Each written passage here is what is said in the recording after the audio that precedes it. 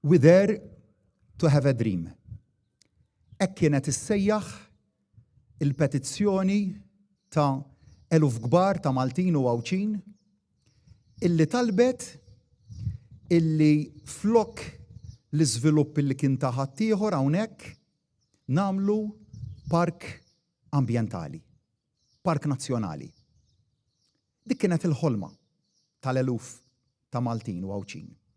Aħna għamilni għal-proġett tagħna u llum saret realtà. Irrimarka dan il-Prim Ministru u mexxej Laburista Robert Abela l-erba' filgħodu fi sfond ta' jum storiku hekk kif ġie ffirmat il-ftehim bejn il-Gvern u l-Konsorzju Midi biex Manuel Island u Forti Tinja jgħaddu lura għand in-nies bħala parks ġodda nazzjonali. Akkumpanjat mill-Ministru għall-Kultura, l-Artijiet u l-Gvern Lokali, Owen Bonnici, il-Prim Ministru tenna li permezz ta' dan il-ftehim dawn is-siti ta' importanza storika u nazzjonali se jgħaddu taħt ir-responsabilità ta' Heritage Malta. Il-Prim Ministru ddeskriva dan il-moment bħala wieħed storiku u saħaq li l-Gvern se jkun qed jagħmel bidliet fil-pjan lokali biex jiżgura li ma jkunx jista' jsir żvilupp f'Manuel Island u bekk din iż-żona tibqa' mħarsa għal ġenerazzjonijiet futuri.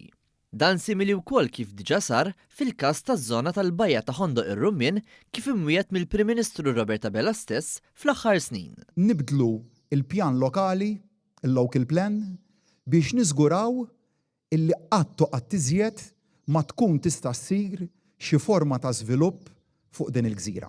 Irid nissiġilla darba l dejjem illi hawnhekk isir park nazzjonali ta' spazji ħodor u miftuħa għall-familji tagħna u li jekk jibqa'.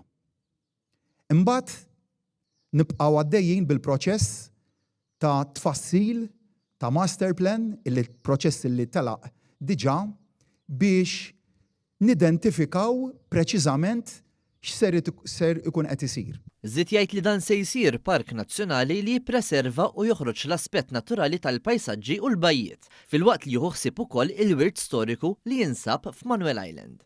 Dr. Abela stqarr li fil-proċess ta' konsultazzjoni kien hemm eluf ta' sottomissjonijiet mill-Maltin u l-Għawċin dwar dak li jixtiequ għal dan is-sit.